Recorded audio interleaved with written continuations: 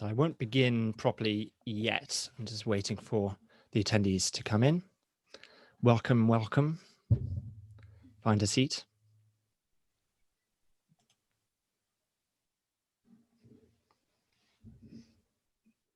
And it looks like we're streaming on YouTube and we're recording.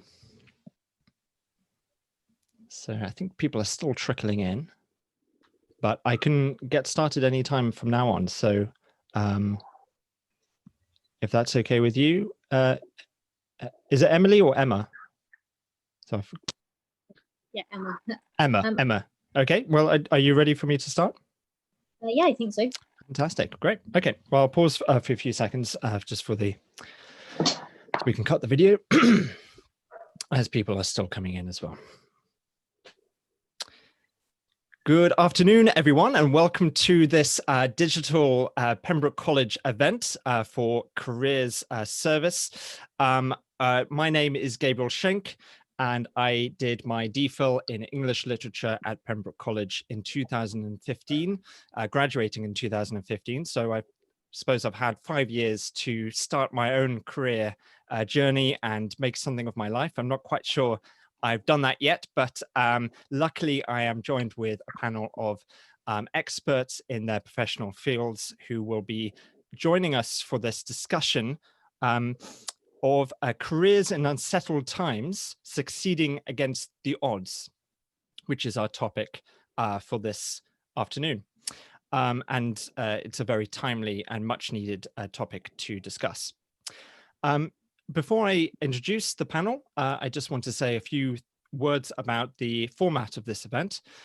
First of all, it is interactive. Please do send in your questions and your comments as we go through, and you can use the Q&A box to do that, and I'll see those questions come up on my screen, and I'll try and pepper them into the discussion. We also have some questions that were sent in advance, and I'll be using those as well.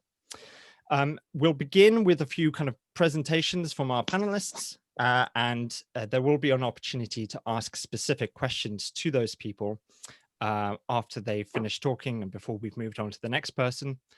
And then in the second half of this event, we'll be a bit more relaxed and let our hair down and open it up to more broad questions about careers in these times. So if you have any specific questions for people that you want to ask an individual, please type those out in the Q&A box whilst they're presenting in the first half of this event. But to begin with, I want to hear from you in the audience. So if you could type out your response to my questions in the Q&A, and then I'll read them out. So first of all, I want to hear where you are currently based.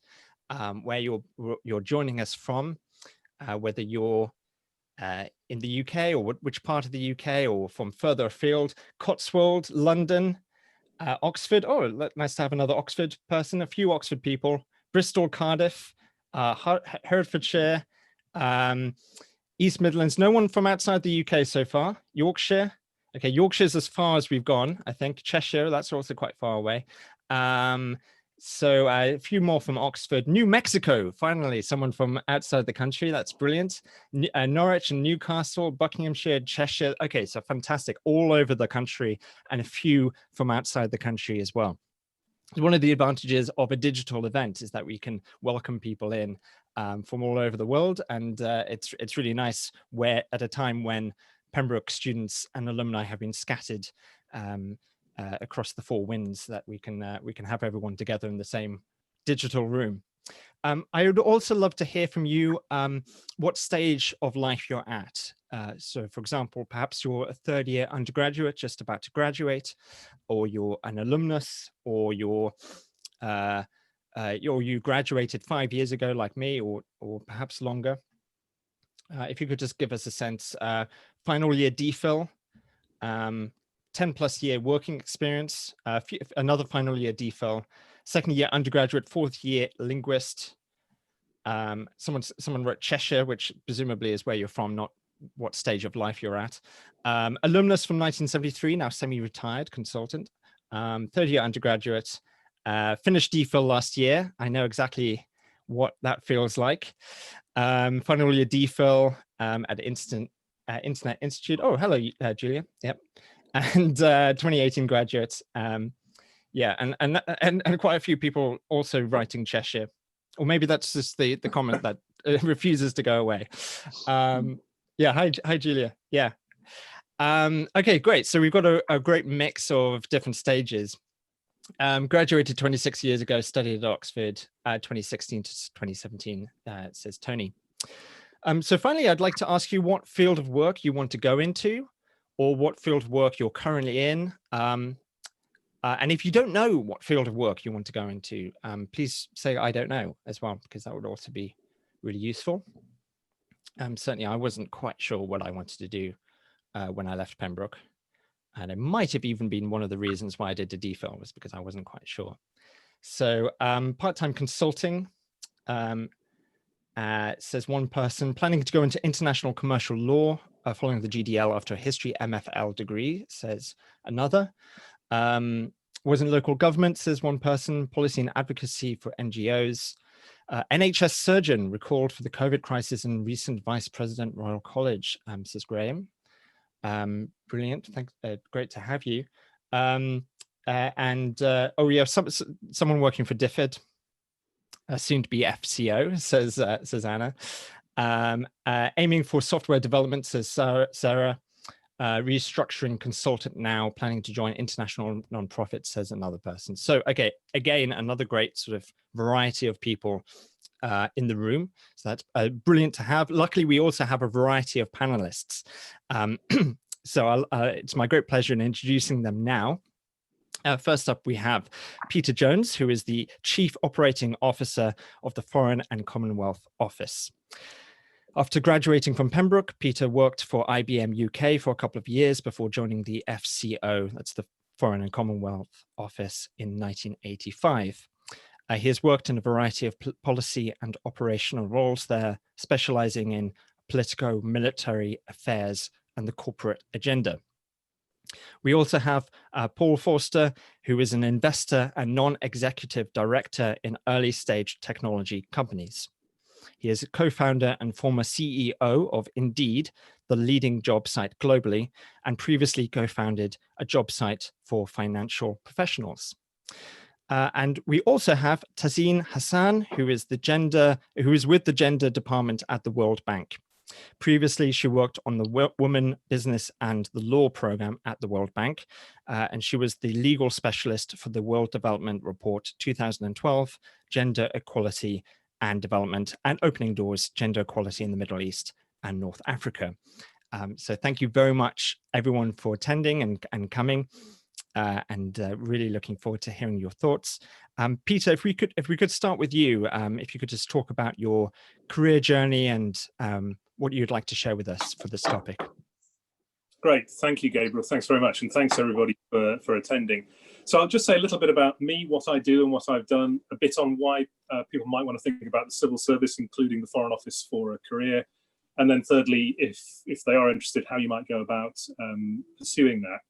So a bit about me. So I studied history, modern history at Pembroke, and then worked in the private sector for a couple of years, as Gabriel said, and then joined the Foreign Office. My job as Chief Operating Officer means that I'm responsible for the corporate and operational running of our, not just our department in the UK, but our network of global diplomatic posts. There's about 280 embassies, high commissions, and so on around the world. I've discovered that Chief Operating Officers in the public and private sector have a lot in common, but also vary a lot. So the common ground seems to be we tend to be in charge of things like human resources and finance and IT and estates and that kind of thing. And indeed I am.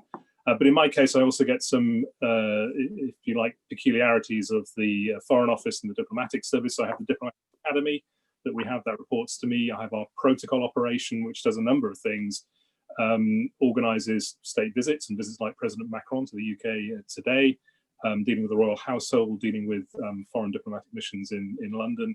And I have things like parliamentary, ministerial and central services as well. So quite a wide range of functions. My career has been a mix of jobs in London and overseas. I've served in 3 embassies in Europe and 1 High Commission in Africa, which is my last overseas job. I was High Commissioner to Ghana. And if you talk to anyone who's been in our operation or indeed in the development ministry, DFID, for a while, you'll find a sort of mix of jobs and a balance between the UK and overseas. I actually applied for the Foreign Office in my final year at Pembroke and didn't get in. And I mention that because there's actually quite a few of my colleagues at senior levels who didn't get in the first time. And I do remember from my final year feeling this sense of great pressure that you had to get it absolutely right, what your career move was going to be, and almost that you had one shot at it. And I really don't think that's true. I don't think it's one throw of the dice at all. And in fact, if you can, there's a lot to be said for trying out a number of different things, seeing what works for you, seeing what you're good at, building up your CV and your skills and experience base. I know this time for all of you now trying to find your way in the labour market, it's particularly difficult, but it won't be difficult forever. And I think that's another important thought to hold on to. So a word then about why you might think about the civil service, wider public sector, and indeed the Foreign Office within the civil service. What tends to characterise people who work for us? First of all, an interest in public service. I mean, you can do that in a number of ways, but that certainly seems quite a strong driver for a lot of civil servants that I come across in a whole range of departments. There's something quite appealing about being on the inside of government, and obviously, the politicians set the agenda and they run things, but there we are on the inside of events and policies and so on, and that is I think a great attraction to many people. We try and be good employers. We try and be considerate. We try and be meritocratic and fair. We try and develop people. I mean, that's true for other employers as well, but I think that's quite a strong characteristic of the civil service. We offer a variety of jobs. Within any department, within my department, there's a number of different things you can do in professional specialisms as well. And then if you look across government, the mix gets even broader. So I think, for variety and interest, we have a lot to offer. Again, I hear that very often from my colleagues, not just in the Foreign Office, but in other departments as well. And for us, obviously, in particular, there's the international dimension. So, for people thinking about a career with us, I guess you've got to be interested in international affairs and be ready for living part of your life overseas. So, our postings tend to be 3, 4, however many years it is, which, has, brings a lot with it, but also demands a lot of people. So, that needs to be part of someone's calculation as well.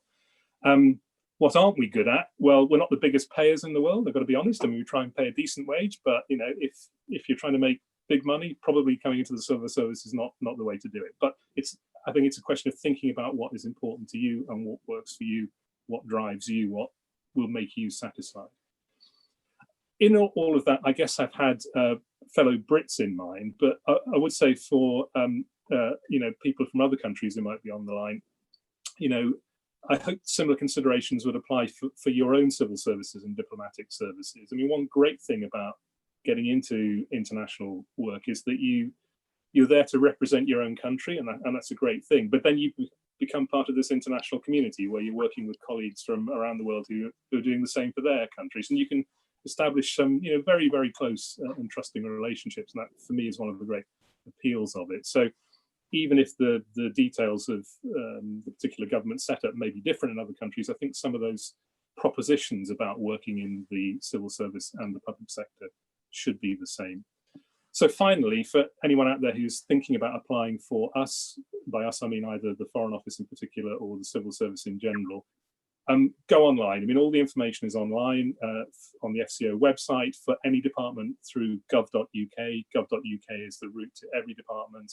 You usually find a working for us section under most of the websites. There's a civil service careers website. So lots of information to be found. Most of our recruitment this year will be done through the Civil Service Fast Stream programme. We've had actually additional programmes over the last couple of years, but this year is going to be a tighter year in resource terms. So it's particularly the Fast Stream recruitment that people out there might be interested in. We do specialised recruitments as well, so in economists and other professional specialisms. So we keep an eye out for those as well. And finally, as well as going on the websites, please do have a look at the social media feeds. So the one that I particularly use is Twitter, but we're on the others as well.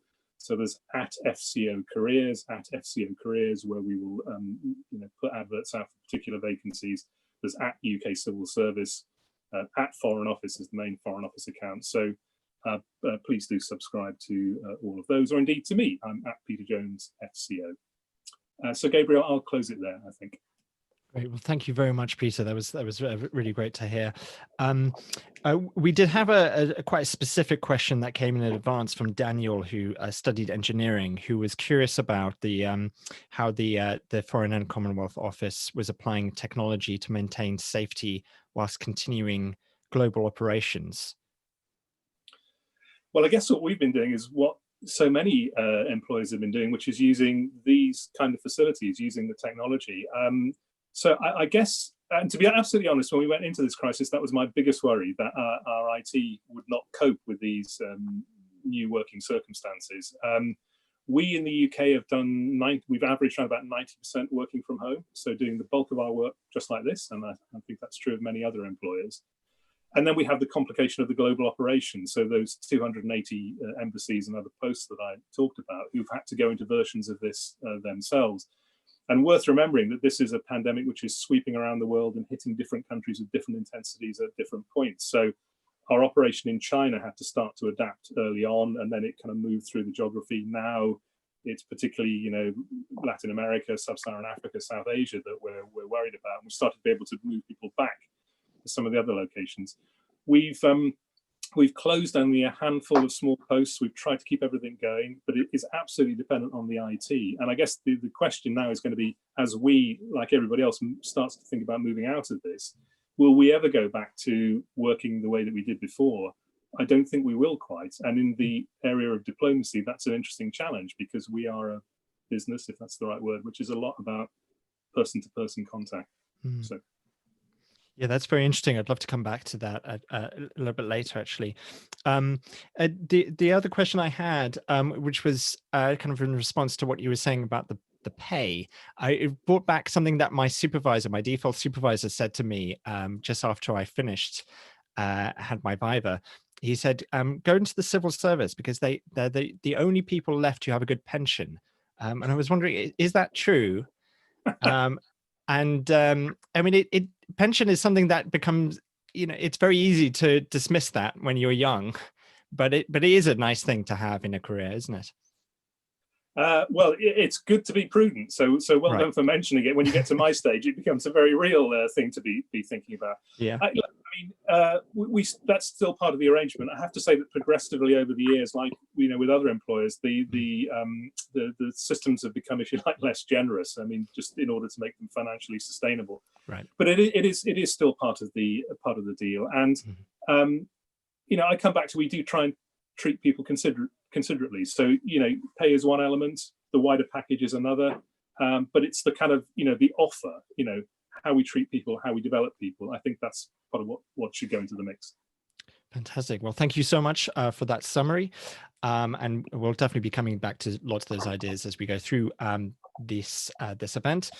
Paul, I'd love to hear from you now about your experiences and your career journey. Thank you very much, Gabriel. Mine's going to be more of a story of my career from the time that I graduated. So I did geography at Fitzwilliam College in Cambridge, and then spent 1 year at Pembroke doing an MSc in agricultural economics. After that, I went to Brussels. I did a stage, an internship for 6 months at the European Commission. And my interest really was to get into development. And I think Tazine's going to speak later about her experience in the World Bank. But that was really my interest. I got a fellowship with the Overseas Development Institute and worked in Botswana in the National Development Bank for 2 years, which was a lot of fun. After that, I thought I would come back to the UK to work in London. And that was 1991. And we hit a recession at that time, which is changed my direction. I thought, okay, I'm not going to get a job in London. I'm going to do something else. And I actually got offered a position in to work in Johannesburg for the a mining group there called Anglo-American and De Beers. And the reason I took that position was because I thought I wasn't going to get a job in London. So I ended up spending 3 years at Anglo American and De Beers, and then decided I wanted to do an MBA. So I came to France and spent 1 year at INSEAD doing an MBA. And I got a position after that in Washington, DC at the International Finance Corporation, which is the private sector arm of the World Bank. Again, I sort of came back into this development world. I really enjoyed the project work in that. I didn't enjoy so much the bureaucracy and the politics in the big organization. And it's something to think about when you're thinking about your career is so I was attracted and excited by development and working in developing countries and the adventure of that. But if you end up doing that in a public sector organization, that has its own constraints. And so for me, it just didn't necessarily suit my personality to be in these big bureaucratic organizations. And I was sort of chomping at the bit to do something more entrepreneurial. So I decided to, after 3 years at the IFC, I decided to set up a job site for financial professionals. We were hiring financial analysts at the time and going through stacks of resumes, and it was the early days of the web.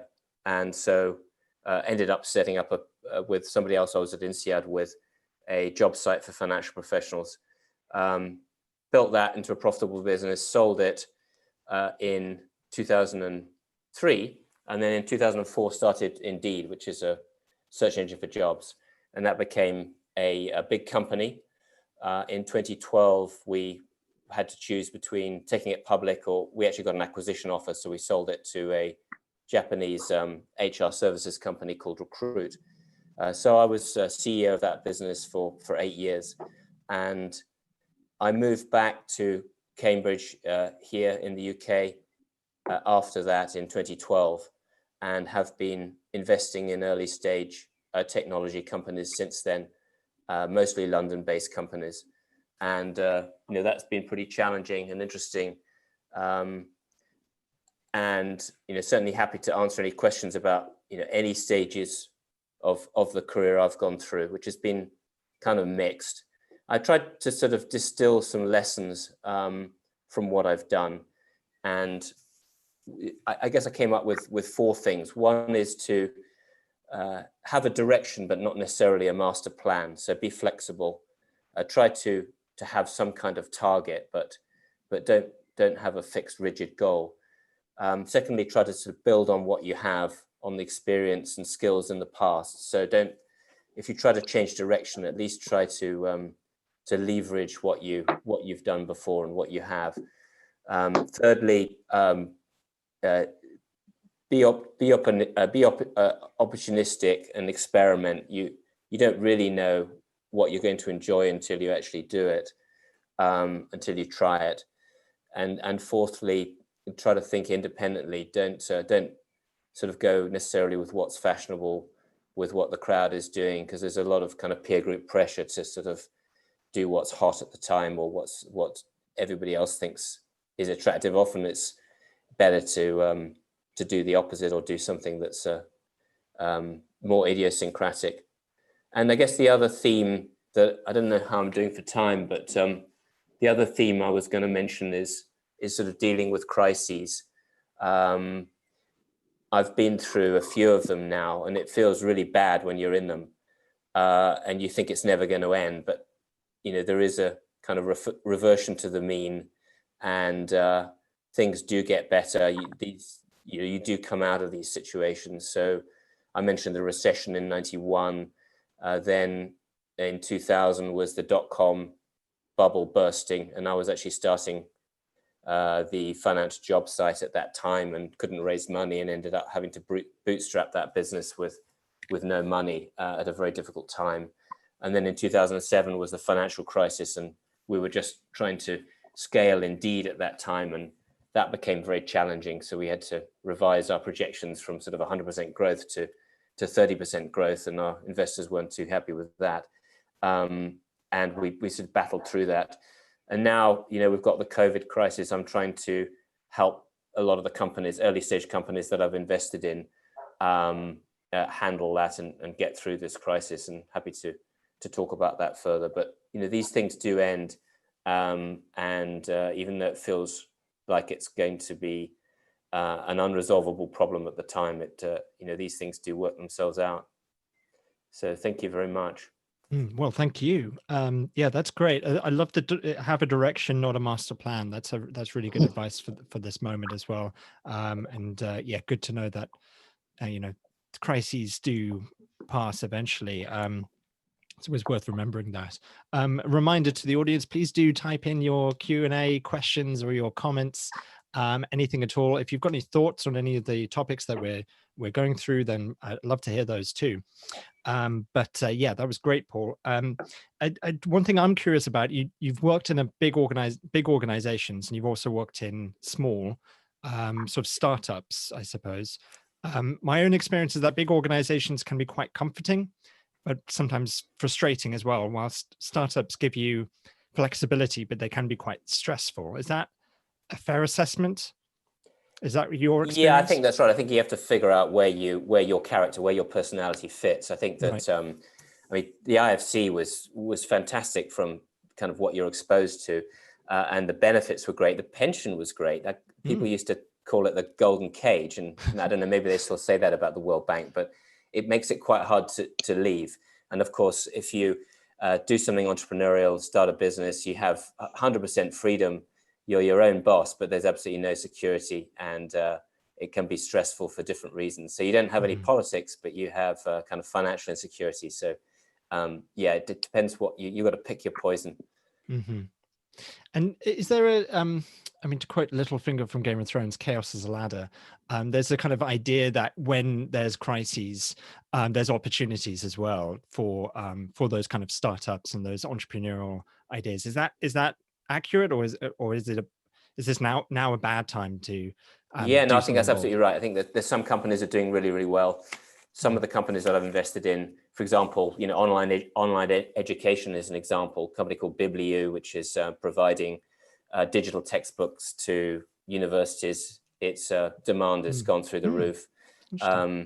Areas, healthcare has done well. So so I think it's a question of trying to identify things that are doing well in this current environment, and avoiding things that are doing badly, and try to go where the opportunities are. Fantastic. Well, Michael has joined the Pension Support Brigade. He writes, when I worked in the city, I was told that a pension was the most tax-effective way to save. Now that I'm drawing my pensions, I'm very grateful for that advice. So I didn't imagine that this evening would be so supportive of pensions, but it's worth thinking about at whatever stage of career you're at. But yeah, thank you so much, Paul. And again, I would love to come back to some of those ideas that you've raised. Tazeen, thank you for your patience. I would love to hear from you about your career journey. Right. Well, thank you, Gabriel. And I think my journey overlaps with both Peter and Paulson, that there have been different dimensions to the journey. And I was always also trying to draw out lessons on what I'd learned from that journey. And I think, again, they're common strands. I narrowed it down to 3 points. I think that's my training and my legal training.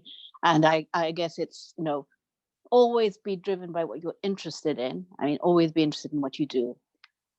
Embrace unpredictability, and everything counts. And whatever you do, it always is one layer in that journey, and you're always leveraging, as Paul says, that experience. And so I started off doing law at Pembroke as an undergrad. Great professors still, Johnny Clark, Dan Prentice, shout out to them, but very good. And in that class, we were 7 women and 1 token man. I think it was the first Pembroke year that had a law course for that. So great memories of Pembroke. We then went on to do an LLM at the LSE in international law, and then I became a barrister. I did the bar, and I became a tenant in chambers in Middle Temple, and it was a great training. You were thrown into unpredictability. You had to think on your feet. No day was the same, and you had to keep your wig and gown on at the same time in court. So it was a combination of factors. and also you were self-employed, so you had to build up your business, you had to build up your reputation and trust. And I think I've carried that experience throughout, not taking anything for granted and thinking that you have to make those opportunities. And I worked at the bar for 10 years, and really enjoyed while I was there. I discovered I like the personal element. So I was doing a lot of family law, landlord property law. I mean, where it was really the dimension of helping people solve problems, and it had very tangible outcomes. And I think at the back of my mind, I thought, don't want to be here forever.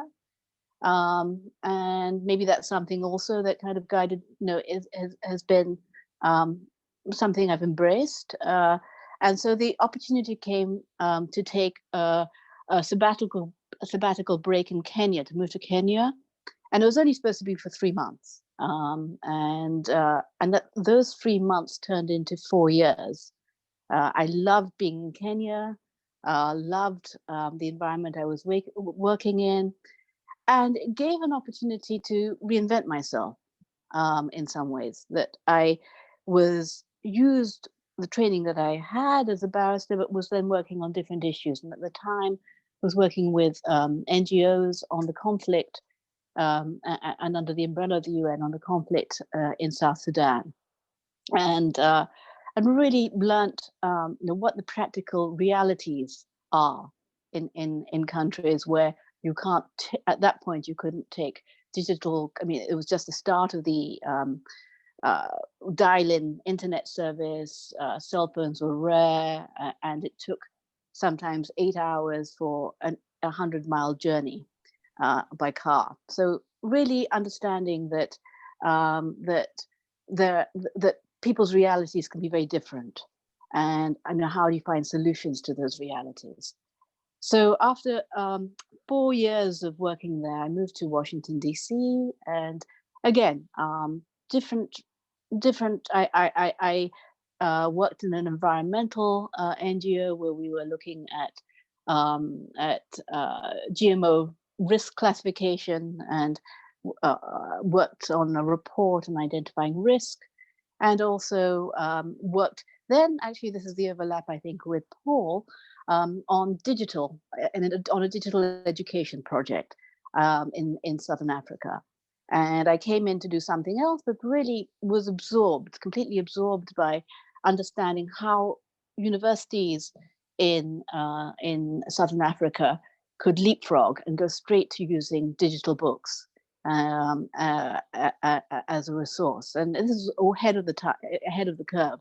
We're looking at low-cost laptop solutions, digital access, and dealing with publishers to make digital publications affordable for these universities. And so all of these experiences, I then decided to start as a consultant at the World Bank. So really mid-career, and I think that's where it turns full circle. I came back to being using my legal experience in the legal system, and worked on that interface between gender and law, and how legal reform impacts women's economic opportunities. And a consultancy that initially started, I think, 3 months, morphed into a staff position. And during that period, so to explain what I'm doing at the World Bank, and maybe it's focusing on development.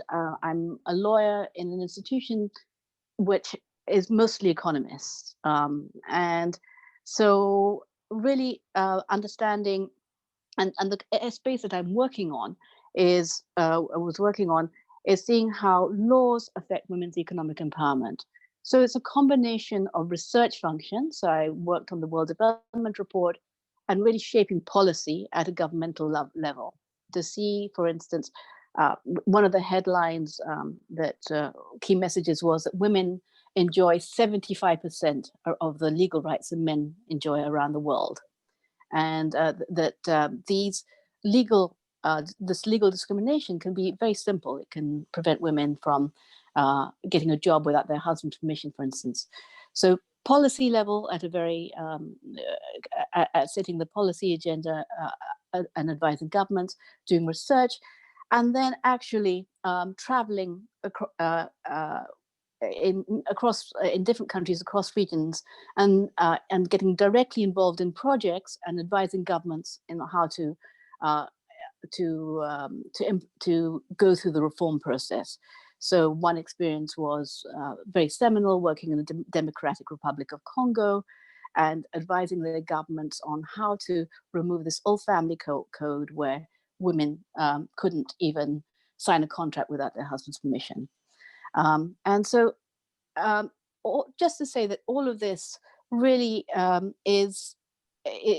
all the experiences are interlinked. I get great satisfaction from what I'm doing. I'm now with a gender department where we're looking at how we integrate gender into projects, into operational projects across the World Bank Group, and how you get better design and deeper thinking around gender. And so it's an overview perch in the World Bank Group. And really trying to embed gender programming within the World Bank projects. So all of this was really unpredictable. I can't predict that I'd be sitting in Washington, D.C. in a house at the beginning of my career, and wasn't on the cards at all. And so I think really thinking of everything as a journey, and really thinking, how can to seize opportunities as they come. So I want to kind of leave probably more on a somber note, but I think my final thought is this. I think the COVID emergency and the epidemic, it is a time of crisis, and that crisis has revealed deep inequalities within societies across the world. And it is a time of social unrest. At the moment, we have police protests here in Washington against the killing of George Floyd. And so I think it's time to reflect on these dimensions. I didn't have my career plan. There was no plan. I mean, maybe a master plan, perhaps, but I like what Paul had said on that, on the flexibility point. But I was really just doing what I was interested in. Inadvertently, I think really inadvertently, I'd really emphasize that. I think I was the first woman in my family to become a lawyer. And it was a surprise to me, but I was the first British student in Pembroke of a Muslim background when I joined Pembroke. I became the first female barrister of my background in my chambers. And I don't think I could have done that without the support of friends, family, colleagues, great teachers, and great mentors. And I think at this time of crisis, again, to think of it as an opportunity to think really carefully as to how you can move the needle on racial equality and other areas of inequality in your work. And I think that's always motivated me throughout. Brilliant. Well, I mean, you said you'd end on a somber note, but that's a really inspirational note, actually, to think about those opportunities to do things better and do things in a new way as well. And it'd be interesting to see what comes out of the other end of this current crisis. And there was something about the way you were talking, because you inspired everyone in the audience to start typing out questions. So we've got lots and lots of questions. Some for all three of you, and some specifically for Peter and Paul. So one general question, which I think, Tazeen, you might be able to respond to first, is so Sandra has pointed out that a common theme is working overseas, which she says is very refreshing. Would you say that working abroad was a key element for career progression and personal development? And Sandra is a DPhil in engineering science who from 2017? So I would, and I think why? Because it really widens your perspective. I think both professionally, you can to understand how systems work in different countries, and both personally as well, because I think that experience really you make great connections. It broadens your worldview certainly, and I think I shaped my career. I always had an international dimension to my life, in a sense that I was born in Pakistan. I grew up, I mean, and then and moved to England at a very young age, as a baby, and so had those linkages throughout that gave me an international perspective. But living in a different country outside of basically what was my comfort zone really made a huge difference, and has helped me understand what can work and what can't work, but also what's possible in terms of leapfrogging as well, and never taking anything for granted. I think it gives you a context, and it's a two-way process. What you learn living in a different country, you can bring those solutions back to the country that you're currently living in as well. And it also, I think, brought home to me how simple answers can be the best in thinking through problems, that try and reduce issues to a core problem, which can be quite universal. Yeah, Peter and Paul, have you got any other thoughts? Yeah, I would second that, absolutely. I think if you travel and work, if you work in other countries, you will meet people who are doing similar things. You will move into this kind of international set of people who haven't just worked in one country. And it's almost like there's two categories of people. There are those who've spent their whole lives living and working in where they were born, and then there's people who have moved around, and there's a gulf between them. I think you end up having more in common over time with people who've lived in other countries more than you do for people who've just been in one place all their lives. Yeah, so I don't know whether it's sort of coincidental or by design that all three of us have got that international dimension. I mean, I agree with what the others have said, but and you can gain so much. Equally, it's not compulsory, and something that Tazeen said, everything counts. I mean, I think that's such a powerful thought. So whether it's in this country or wherever your home country is, or internationally, everything counts. Yeah, great. The diplomatic answer from the diplomat. Exactly. So I'll try and hoover up all these questions before we move on to the second half, because a few have come in very specifically for people. So Anna, who, if you remember, was working for DFID, soon to be FCO, asks, what is your opinion? What, in your opinion, Peter, makes for a successful career in the FCO? Quite an important question to ask. This is probably some private business, but hopefully it's of interest to everybody else. So for those not following it, there was a machinery of government change announced in the UK this week, which is merging the FCO and DFID. But just for the record, it's not joining the FCO, it's joining something new. So we will have a new department called the Foreign, Commonwealth and Development. Importantly, the development is in the title office. We haven't yet worked out how you can say that acronym in a way that trips off the tongue or isn't kind of slightly rude. But anyway, so we're creating a new department, bringing the two together. I think, so one of the things we're hoping is it will actually offer up a broader range of career possibilities within the new department, so that if you've been a development specialist, maybe now you've got the chance to do some of the more traditional diplomatic stuff. We traditionally have not been great at some of the programmatic work that DFID has been strong at, so that, that we'll be bringing all of that together. I mean, I think I would say that there's a range of skills, within the current FCO, and there'll be an even bigger. This sounds like another diplomatic answer. I'm sorry about this. In the new department, but importantly, it will be a department that has development in its name at the centre of what it's trying to do, and making sure that we, put all of that together. And I'm sorry, I've forgotten the name of the person who asked that, but I'm very happy to pick up afterwards if that's helpful. Yeah, that's Anna. Yeah, Anna Simpson. Anna. Mm-hmm. Yeah, and actually Molly was someone else who had a question specifically for you, Peter. She says, I'm interested in working in the public or non-profit sector, but often get advice to start off in the private sector. Do you think starting your career in private companies gives you more perspective for public service work?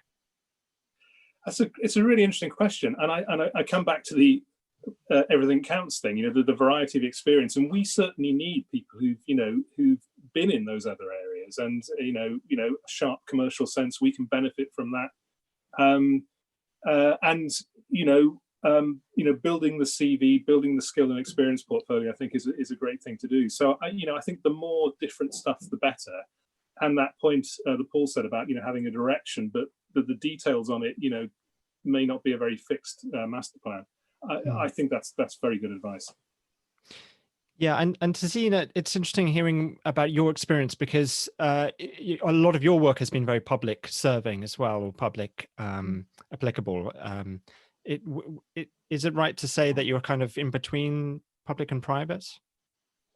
Well, it is. I mean, I think the private sector has got, I worked at the intersection of public and private, and it's reflected in the structure of the World Bank Group. It's there's the IFC that Paul worked with, and the World Bank Group that was working with the government. And so I think it's important to have those both those arms together, working towards the first a common purpose, which is, as I say, logo of the World Bank is shared prosperity and reducing inequalities. And so I think so there's different and in terms of seeing what makes the arguments for change can embrace both those both public and private sector. We're always saying that what is, let's say, gender equality is not just the right thing to do; it's the economically smart thing to do as well. So to really have both those kind of dimensions at the same time, and the experiences in both private and public sector, I think are valuable. That's great to know. And we've also got a specific question for you, Paul. Someone was interested in how you bridged your knowledge skills gap when you first decided to explore your entrepreneurial ideas. And they say you mentioned that you studied geography and you ended up building technology-based companies. Yeah, well, it was incremental. So I used my background to get into the International Finance Corporation. We were hiring financial professionals, and it was the dawn of the web. So that's how I got into it. And I actually started the business with a guy who I was at business school with, INSEAD. He was a classmate at INSEAD, and he had a much more of a technical background than me. So I was able to partner with him. He ran the technical side of the business, and I ran the more commercial side. So I guess sort of incrementally moved in that direction. And after we sold that business, we started another one in the same space. But yeah, I guess it was a very different world. And it suited my skills a lot better ultimately. But I did use the finance skills and the commercial skills and negotiation skills. So there were a lot of skills from the things I'd done before with project finance and working in the mining sector in South Africa in the private sector there. Yeah. But it's also worth remembering. I mean, I know people talk about this, but people also forget it, that you don't have to pursue a career in the degree that you studied at university, even if you pursue a DPhil. You're not a geographer. But those skills hopefully came into use in your career. I mean, analytical skills, I think that what it's a cliche, isn't it? It's education's what's left after you've forgotten everything you learned, or something like that. Yeah. And actually, we had someone else who is very interested to know what area, how you chose what area to focus your entrepreneurial ventures in. Yeah, I mean, I think it was opportunistic in the early days of the web. It was recruitment. Online recruitment was one of the things that made sense to use the internet for and to use the web for, and it's ended up becoming one of the biggest categories, and indeed has become a huge global business. But that's partly because it's kind of what made sense to do with that technology. So I think that that's really where it came from. It was just it was kind of spotting the opportunity and moving in that direction, and then building on it, because in a way there were two different businesses: this finance job site, and then Indeed, which was a search engine for jobs. But it was really looking back on it, one was an extension of the other, and doing the job site for financial professionals enabled me to, and my partner, to build this much broader technology business. Mm-hmm. And an interesting question has come in from someone who says, how important has luck been in your journey? And I don't know if they were thinking of someone in particular or just generally. It's kind of an interesting question, because for me, hearing you talk about your experiences, I don't hear a lot of luck. I hear, finding opportunities and pursuing them and hard work. Peter, you're shaking your head. Are you shaking because you feel there has been some luck involved, or not? Yeah, look, I mean, we tell our stories, don't we? And by definition, it's a kind of, you try and make a coherent narrative out of it. And but yeah, I mean, luck, good, bad, or indifferent, all the way through. And which is another reason, I think, for taking Paul's good advice on that sort of plan but adaptability, because you never quite know. So yeah, I mean, I certainly feel that's I don't know how you define it, but it feels like a massive factor. I mean, I don't know what the others think. Yeah, I agree. I think that it comes back to the importance of experimenting as well, because you don't really know if something's going to work or not. Like if you're starting a business or choosing a career direction, you don't know if it's going to work in general, work for you, and you've got to be willing to stop and change direction. So luck is, I mean, I've invested now in 40 businesses, and none of them, I don't think any of them are going to be as good as the one I founded. So there has to be a lot of luck that I founded one that turned out to be a really huge business. And it could, the one I did prior to that was ended up being a much smaller business, and I was the same person. So, I think that just that coincidence of opportunity with your skill set is, there's definitely luck. Mm-hmm. Yeah, I mean, however you define it, I mean, there's always this, let's say, synchronicity, coincidence that happens that comes across your path, either in a good way or a bad way. I also think that it's also having that groundwork behind that luck, that making building up the networks, really engaging in whatever you do, and learning from your experiences. So when the lucky opportunities present themselves or don't present themselves, you actually benefit from them, or you learn from them. I think we're all lucky, very grateful. I think there is a lot of hard work also behind that luck as well. It's a good way of putting it, I think. Yeah. Great. Okay, great. Well, please continue sending in your questions and your comments. I do want to turn to some of the questions that were sent in advance, which are a bit broader, but I'm sure we'll be coming back to the same ideas as we go on. So first of all, Pablo, 2019 public policy, wrote in to say, I came to study public policy at Oxford after 4 years of senior postings in the Argentine government. Now, after 1 year of graduate study, I am not so sure that I want to go back to government work in my country, mainly because I've seen that one can work for the public good for multiple places.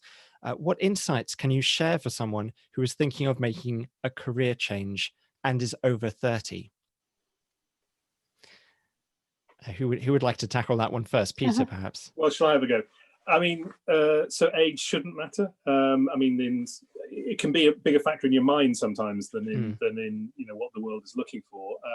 I mean, equally there are some age restrictions on things, but the broader thought. I mean, a couple of things. I mean, one is, I think it's a really insightful comment, and it came up in one of the questions before that. If you're interested in that public service thing, you can do it through a number of ways. You don't have to become a civil servant or a public functionary. There are other avenues of contributing to societies. That's really very important thought. But I think there's something here about following your heart, or what is really calling to you, isn't there? Mm-hmm. I mean, I think that's probably come through in what all three of us have said. Experimenting, testing, finding what really drives you and gets you going and interests you, and that will be satisfying for you. And if implicit or explicit in that question is maybe it's a change that is calling, then I think there's a lot to be said for exploring that.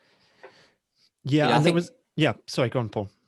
I was just going to say, I think that sometimes education can come into play there. I actually did an MBA when I was 30, which was a little bit older than most people do MBAs. But one of the reasons I did it was to pivot my career. I was in South Africa working in a mining company, and then I ended up doing something different afterwards. But I think a lot of people do MBAs to change direction. And I'm sure there are other, not just business degrees, but other kinds of educational opportunities one can take to pivot one's career. So that's just one way to do it. Mm-hmm.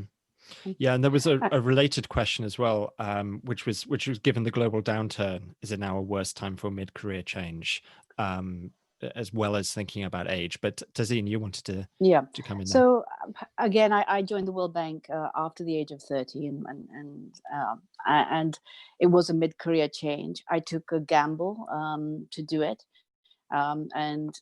Which many people do. I mean, there are different entry points in the World Bank, but many people do start as consultants and then hopefully morph that into a staff appointment. And I think really you can. I mean, it's possible. You have to, and I'm aware of the limitations. It is as to what kind of obligations, financial obligations you have, what your life is like at that moment, how easy it is to do a pivot or a turn. So I understand that those can be factors that play in, but I honestly truly believe that you can make career choices all throughout your life. I mean, what has been inspirational to me are people who've retired from the World Bank and are still finding new ways of setting up new initiatives all over the world, and new careers.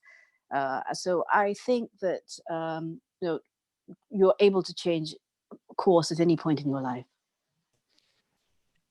Yeah. What about? Do you think the background that's happening at the moment affects that as well, Tazeen? So I think a lot of people feel nervous about career changes, for two reasons, not just their own age, but also what's happening in the world. I think I have a daughter who's just graduated, and I know that her from university here in the US, I know that this current situation has altered thinking in terms of where what they would want to do next.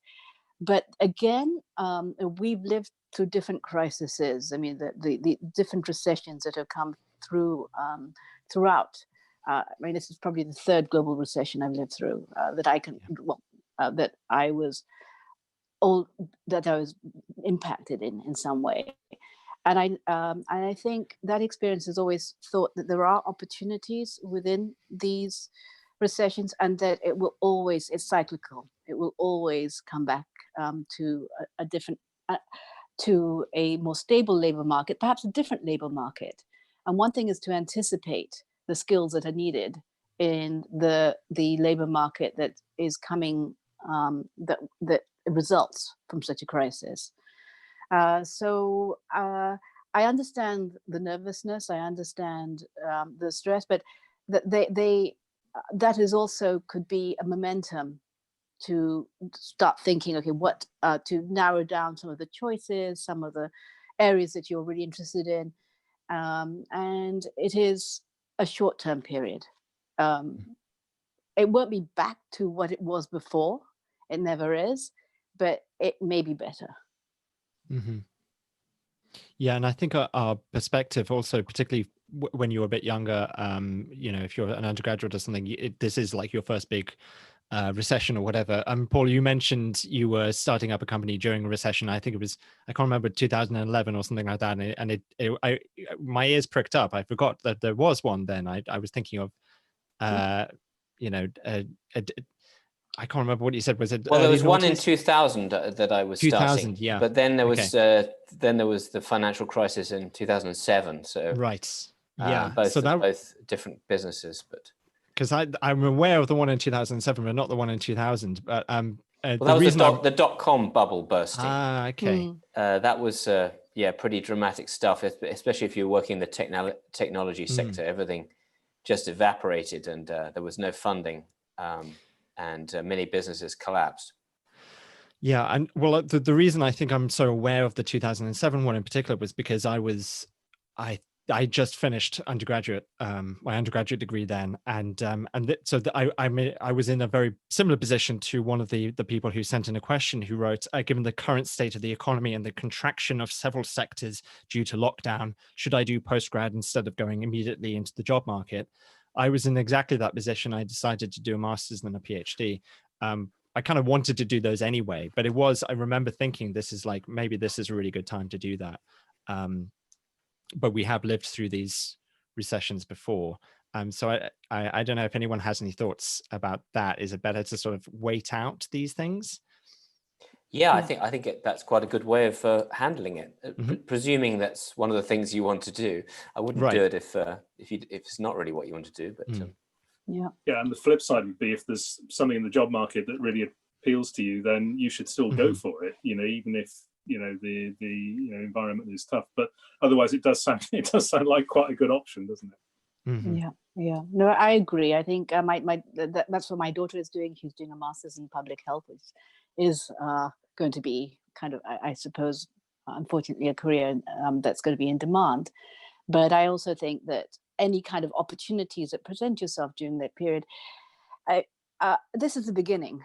It very much is the beginning of a career. And there will be, even without a crisis, ups and downs in your career. And so I think resilience is a key factor throughout. It doesn't necessarily need an economic crisis to have those fluctuations in your career. And I think just thinking that that there's 2 years ahead, 3 years ahead, 4 years ahead, that life will be very different from what it is now, always helps in one's perspective.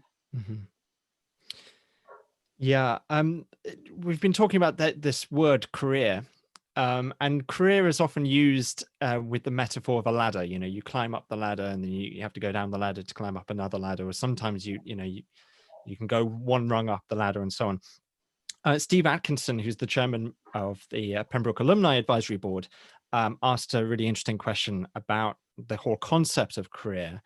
And he wondered whether it was now limited to a small number of job options, or is it becoming altogether obsolete? So I'm perhaps it depends on the field of work. Tazeen, you seem to have done multiple careers, if that's fair to say, or do you see it as one career that just has multiple applications? I think multiple places of work, and perhaps multiple careers as well. I'm some part of it, some parts have overlapped, and some parts have been quite distinct. And I think that really that is probably more possible now than ever before. And I think there was perhaps a sense before that you started and finished exactly where you were and maybe higher up in the ladder. But I think now there is a lot of mobility, and you can have multiple careers, and you can and there's no beginning and end point in the same way as Mhm. before. I think that fluidity is really important. I also think perhaps, and I don't want to go into stereotypes and all of this, but I think as a woman negotiating a career path, it's less A to Z. It was less A to Z in some ways. I had two children as well along the way. And I think, again, embracing flexibility and understanding where you want to be is also kind of part of a mindset. But I always knew, what interested me, and I always knew, what I derived great satisfaction from. And I always, I throw myself into whatever I'm doing. When I was working on GMOs, I suddenly became kind of a fake scientist, and and read everything there was on how kind of you splice DNA and everything like that. I just found everything fascinating, Mhm. and I think that's part of it, is to be curious and find everything fascinating. Yeah. So I can comment here. I think that in business, there's much less of the attitude that jobs are for life and that you're going to climb the career ladder in one Mhm. corporation, and people are expected to move around. And there's more flexibility, as Tazeen said, there's more flexibility for women now, and that's much more accepted in business. And the other thing that's changed is we're all going to have longer working lifespans. Like, people are going to be retiring older, so there's more scope for having multiple stages in your career. But I think it's a word of caution is not to job hop too much. I think that Mm. when I'm looking at people from a recruitment point of view, if you see somebody who's sort of moving every year or every 18 months, it's doesn't look good. I think if you can progress within an organization, that's still a very positive thing for a career. Mhm. Yeah, I'd maybe just add, it's I talk to our new recruits when they come in, and I remember over recent years, it was said by people in the organisation that, oh well, the generation coming in now, they don't want a long time with us. They imagine they're going to be spending their careers in chunks of time doing different things, and sure enough, some people have been feeling that, but not everybody. It's quite striking that quite a lot I was talking to were saying, well, no, we would like to have a long career within the framework of this organisation with a variety of jobs in that time. So I suspect there's not one neat answer here, I'm sure there are great books on what future careers are, what the structure looks like. But I think it's quite an individual thing. Mm-hmm. Well, you mentioned future careers. Actually, that's kind of a fascinating thing to think about at the moment. We had a couple of questions about the future, both short term and long term. So one person said, as a result of coronavirus, working practices have had to change. Many people have now demonstrated that they can work more efficiently from home than in an office. What does the panel think about this? Is home working the new future? And related to that, someone was wondering what roles and jobs might survive the 2020s, which might disappear, and which new ones might emerge. And so that's jobs and types of working, I suppose. And perhaps, Tazeen, that the change in the way we work might also affect. You were talking about for women, it's not necessarily an A to Z. Do you think that the way we're working now might change things in that field as well? Yeah, I think, well, first of all, just I think to start off with the fact that this crisis may have more profound impacts on women's employment. I think that's something that the World Bank Group is looking at. That women's jobs can sometimes be the first to go in an environment like that, especially women who are kind of more in an informal environment. So that's kind of the global picture. But I'll now kind of narrow down to kind of a more, let's say, a personal picture. And I think, yes, the increased flexibility, and I think those have been government policies for some time, will help women. I think all these leave policies, I think parental leave being the most important one of them, do help women kind of stay in the workplace. I think home-based work will help in terms of flexibility, but it's more important that really when it comes to home-based work, that care responsibilities are shared. And so home-based work doesn't necessarily mean that great women are at home and then are able to take care of the kids and are able to do other things at the same time, because that's going to really not help them in their careers at all. Home-based work where both parents have equal roles and responsibilities within the home is very important. And I think for a long time, the kind of structural policies that we have in place have meant that men can't benefit from fatherhood as well, and in the same way as women. So there are disadvantages for men as well. I think there is a trap to say that, well, this is, that this current situation of home-based work benefits women more, because it shouldn't be that way. Workplace policies should be such that women are equally comfortable both in the office environment or have the choice to work at home as well. And that option should be available to both men and women. So I think what has to be seen is a long-term look as to what the workplace is and whether you've got policies in place that enable women to enter and to remain in the workforce, and that home-based work is not necessarily the only solution to it. Yeah, I think the only thing I'd add is that, this feels like a really transformational moment, and things are not going to go back to the way they were. So quite how it settles down, don't know, but it's going to be different and it's going to look a lot like this. Yeah, a lot of early stage companies that in my portfolio are talking about going 100% distributed moving forward beyond this crisis, which is interesting, which is radical. Not many companies have succeeded in scaling successfully with a properly distributed home-based model. And it'll be interesting to see whether over the next few years some really big success stories emerge with that model. The tools are much better today. Obviously, there's video calls like this one, but also Slack and numerous other cloud-based tools that make working in a distributed way much more productive. But I think that my view is that the majority of companies will end up with some kind of hybrid solution whereby there's more flexibility around working from home.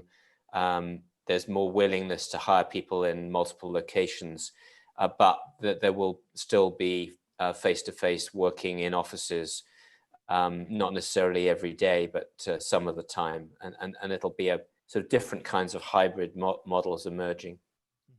And I'm sure that's true for the government sector as well. Yeah, and as to the kind of the slightly science fiction-y question about what new jobs, what jobs will survive the 2020s, it's very difficult to answer that question, I suppose. It depends if Elon Musk successfully lands on Mars or something. Who knows? We might all be working on Mars in 20 years' time. Let me know if you have any thoughts on that question, but I also want to throw in another question which is related to what we've been talking about. So Ananya asks, how would one make the most out of a remote internship? So that's thinking about, at the moment, the challenges of working remotely. If you're an intern, first of all, do any of you have interns that are working remotely yet? Tazeen, you do? Well, no, actually, it's more personal than that. My daughter is working as an intern at the Pan American Health Organization right now, remotely. And it started off not being remote, and it's now remote. And I think, as I say, I go back to my, I guess, my third point, everything counts. And we're all working remotely right now, and learning how to navigate that is a great experience. I think it will come in useful because you don't necessarily, when in my field of work, I've traveled to countries, but I still have to, I can't be traveling every second of the day. I still have to learn how to engage virtually with the people that I'm working with in another country. And so that kind of experience of how to build relationships, how to kind of deliver good work in an environment like this, I think is going to be really important later on. Mm-hmm. I think regular check-in points are quite important, doubly important when you're not having sort of the physical interaction. I think that in our area, the jury still feels out on whether you can have as close a working relationship through the screen as you can achieve in person, but one way or another, I think just making sure there's that regular check-in with whoever's supposed to be supervising you, I think is quite important. Yeah, I mean, I think some of the things are going to be the same as you would do when you're in the same physical space. Try to figure out how you can add value, how you can identify some kind of discrete project where you can really deliver something of value to the company. And then obviously you don't have the serendipitous conversations around the water cooler, but find something to replicate that, or substitute for that, I should say. So try to build direct connections with people you work with, and it's going to take a bit more work. The other idea I had is that maybe there are things that you can bring to the party that isn't in the organization. So if you, for example, if you're kind of digitally native and are very comfortable with things like Zoom and being an administrator, maybe you can set up some kind of structure. There was one I participated in, which is something called angel speed dating on Zoom. And what it is that you get a bunch of people together and you set up rooms that basically match people randomly, or no, it can be pre-programmed as well, but you get to spend 5 minutes talking to somebody you don't know. And I think this would be great in an organization to have. So if you were an intern and you could sort of organize this for your company, say, well, who do you not know in the organization, and we'll set up some one-to-one chats with those individuals. Maybe you can sort of bring something to the party technically. That's a great idea. Yeah. Yeah, and we also have another quite specific practical question from a current Pembroke student who asks, what impact do you think that the fact that our exams have been held differently due to lockdown will have on job seeking? So I suppose this is people having exams online and just that being a bit different from usual. Do you think organizations are going to be, taking that into account? So I'll start on this one. I think everyone's in this. I think the starting point is that everybody's in the same boat on this one. Mm-hmm. We're all facing challenges in this current working environment. And I understand, that there's a new way of doing things across organizations, and also in terms of your education process as well. So it's something, I mean, we had recessions. This is the first time I've come across a health risk that's so global and is causing a lockdown like this. And it's a unique situation for us. Some other countries have gone through it before, but without perhaps as many resources. And so I think really to kind of think that that all of this will be taken into account. I mean, it's going to, there isn't a normal right now. And so really to kind of think, well, we're starting with a blank sheet and this is how it's being done right now. And so everyone is sympathetic to that. And I think, I wouldn't worry about how things are different, because I think it's just how it is more than anything else right now. And we're at the World Bank Group, we're all in home-based work. We're finding new solutions as to how to bring people on board who've just joined the bank, who've not had the chance to meet each other in person. We're thinking of new ways to do missions, kind of field travel in countries. We're thinking of new ways to deliver training to our staff. So I think, so I think we're all really pretty much in this together. So I would just think of this as a process that is temporary, and that everyone will count whatever experience you have as in terms of your exams, or in terms of, your first work experience, is just as valid as what we had counted before. Mm-hmm. I think employers may be interested in how you respond to this situation. So instead of trying to sort of judge the situation, it's more kind of how, it's a test. Like, how did you respond to this situation? Did you constructively solve it for yourself, or did you kind of give up and sort of watch the TV 24 hours a day? Obviously that's an extreme, but I mean, if I was interviewing somebody, that I would kind of probe on, how did you deal with it? Mm-hmm. Have you got a good answer to that? Mm-hmm. Yeah, I agree. Yeah, that's great. That's great. Lots of great advice there. Well, we're sort of approaching the end. We've got a few minutes left. I do want to sort of hoover up some of these last questions that have come in. Thank you very much for everyone who's been sending in your questions. Tony asks, how have the speakers used their networks and connections to find opportunities and advance their careers? And this relates to a question that was sent in advance as well by a member of the Pembroke staff who said, who asked, did all the panel have mentors and how did they help? So I don't know if anyone has a reasonably quick answer to the kind of idea of that kind of the importance of networking, that kind of support network, and also mentors as well.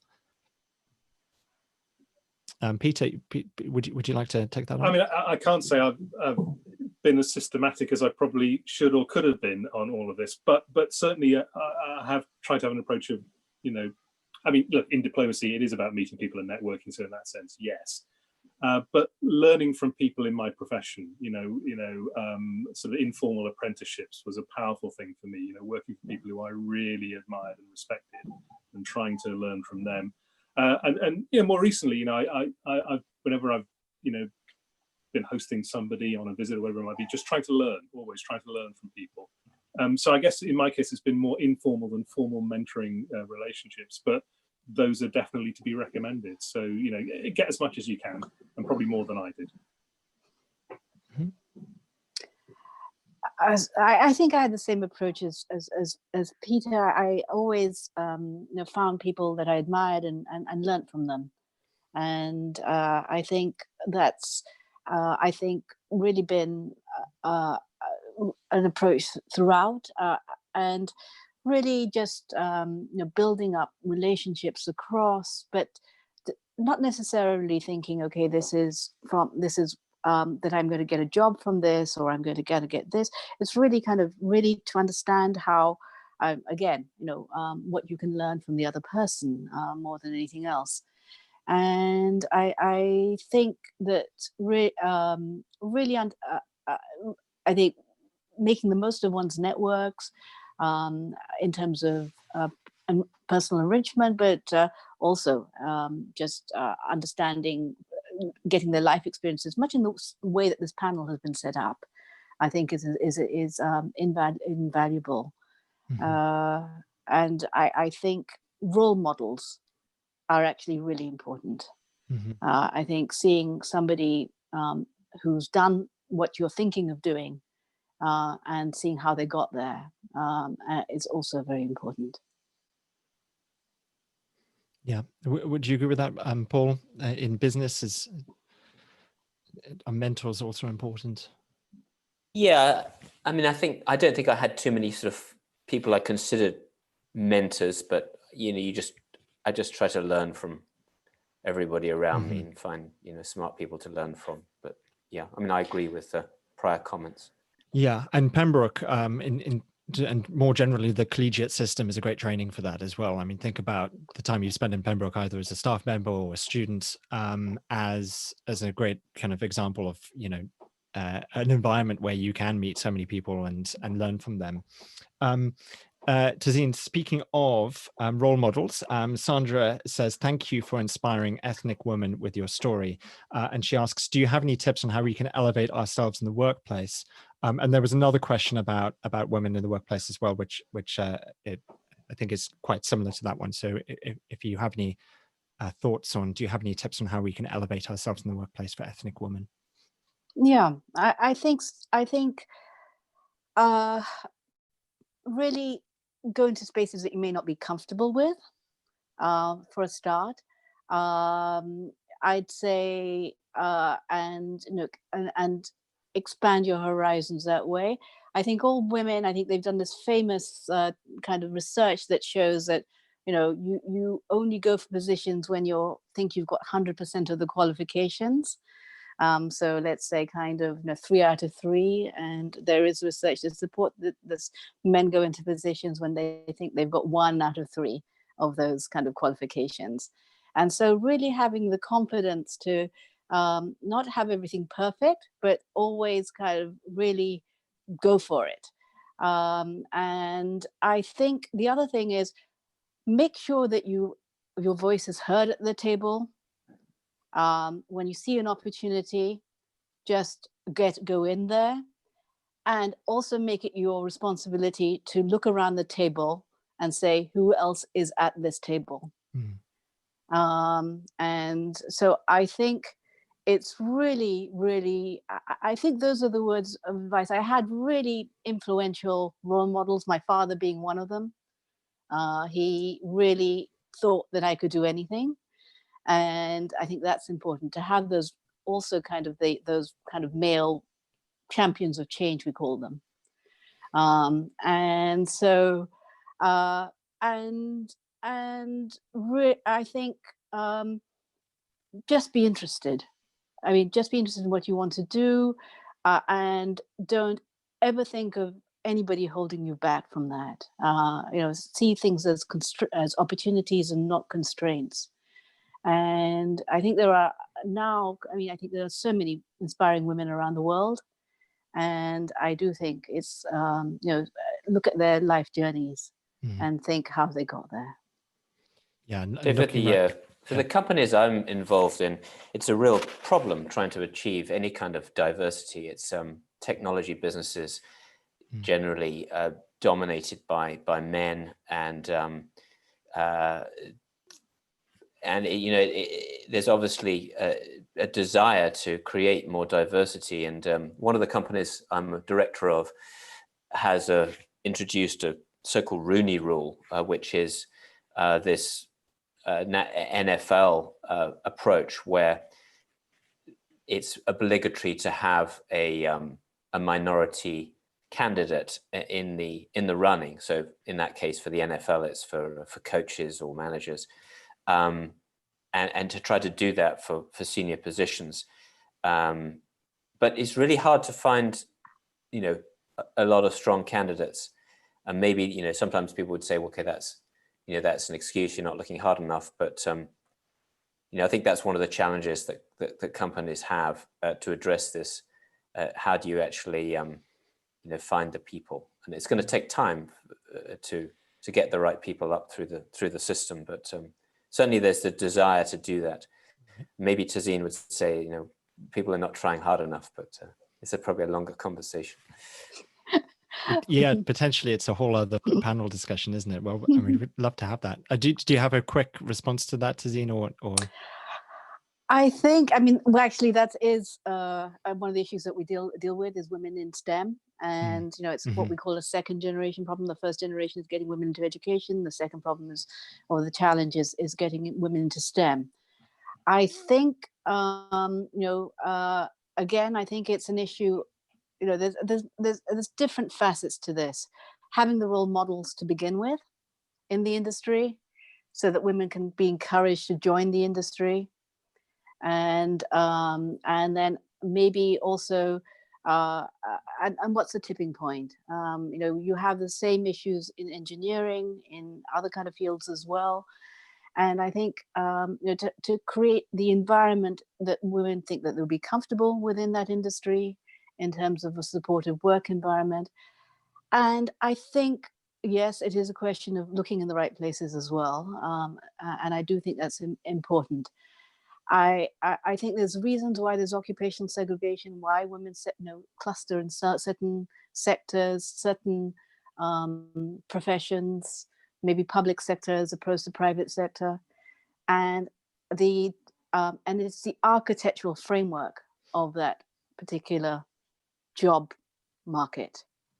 And there are specific ways to change that architectural structure. And I think this is going to be a longer conversation, but happy to have that conversation as well. But I mean, that's fantastic. Thank you very much, because quite a few people were asking questions about that as well. So hopefully that's answered some of those questions at least. I want to end. There's a few remaining questions, but they kind of all are around this idea of dealing with adversity and rejection and problems, which is, I suppose, our theme that we've been talking about for the last hour and a half. I just wanted to end on that, really. Just if anyone had any last pieces of advice about overcoming problems. I know you've all touched on it, but does anyone have any last pearls of wisdom to leave the audience? Peter, perhaps. There's a great risk of being trite here, isn't it? But the thing is, there will be setbacks. You'll fail at some things. We all do. Don't expect to be perfect. I mean, I say that partly because we as an employer, we often get people who've been through university, top marks all the time, got through our exams, and then suddenly aren't perfect anymore. And that whenever that moment comes, it can feel a big shock. So there will be setbacks, and I think, as Paul was saying earlier, I mean, one thing is, how do you respond? That resilience, and what do you learn? So at the risk of sounding trite, that's what I'd offer.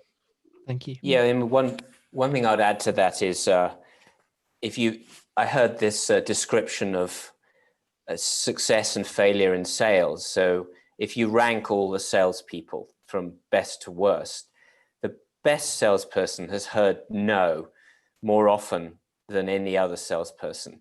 Why? Because they've also heard the word yes more. They've asked the question more often. They've made more sales calls. They've put themselves in the position of being rejected more often, and they've not only been rejected more often, but they've also been successful more often. So I think that's quite an interesting way of looking at it as well. That's great. Yeah. I think I just end on, I think I've learned more from my failures than my successes. I think, because you have to, after a failure, you have to change your mindset and think, what could you have done better? What were the circumstances? How you move on from there. I think success can make you complacent, and I think failure is actually the key ingredient in a career. Well, I think that's a great note to end on from all three of you. Thank you so much. This has been really, really interesting. There's been some fascinating topics, but also lots of practical advice. And what I'm hearing from all of you is that this is a challenging time, but challenging times don't mean that you can't do interesting things and have good careers. And it's people shouldn't be too dispirited at all, and forge ahead with all the tools at your disposal. And speaking of tools, one is the LinkedIn community, Pembroke College Mentoring Group. So if you're not part of the Pembroke College Mentoring Group on LinkedIn, do join it. There's a link in the Pembroke Connect email, or you can ask Andrew, who's the Alumni Engagement Officer, and you can wave, Andrew, because you've been on the call. Thank you. Yeah, and do join that. And if there are any questions that weren't quite answered, then use that community as well to ask those questions and get your answers. But a huge thank you to our panel, Paul, Peter, and Tazeen. I'm gonna give a round of applause. You'll have to imagine the real round of applause, because everyone in the audience is muted. But a huge round of applause to you. That was really fantastic. I really appreciate you giving your time and sharing your expertise and uplifting us and inspiring us, and as well as giving us lots of practical, useful advice as well. So thank you so much. Thank you, Gabriel. And I think on behalf of my fellow panelists, I want to thank you for being a fantastic compere. I've learned a lot. We're on this theme of learning from how to be a compere, actually. And I also thank you to, there's a hidden team who have set this up technologically. So thank you to all of them. And thank you not least to Andrew Mitchell, who's been the sort of genius behind this. Yeah, so I'm glad he's now kind of revealed himself. Thank you very much. Huge thank you to Andrew. And then just finally back to close to you, Gabrielle. Thank you. Well, you're very welcome. And yeah, that's been fantastic. So of course, thank you to the audience as well. Thank you for coming out. And best of luck whatever stage you're at. There's a huge variety of people in the room joining us from all over the world.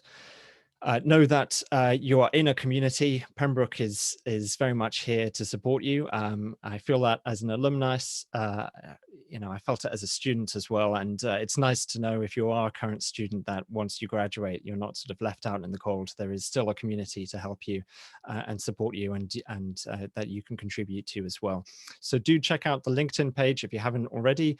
Keep an eye out for future events and news through the Pembroke Connects program. And at some point, we look forward to welcoming you back to the college as well. So that will be a happy day. We'll be all be drinking Pims in the quad or whatever it is. But until that happy day, stay safe and best of luck with your careers. So thank you very much, everyone, and goodbye. Thank you. Thank you. Bye-bye, everyone. Bye-bye. Goodbye. Bye-bye.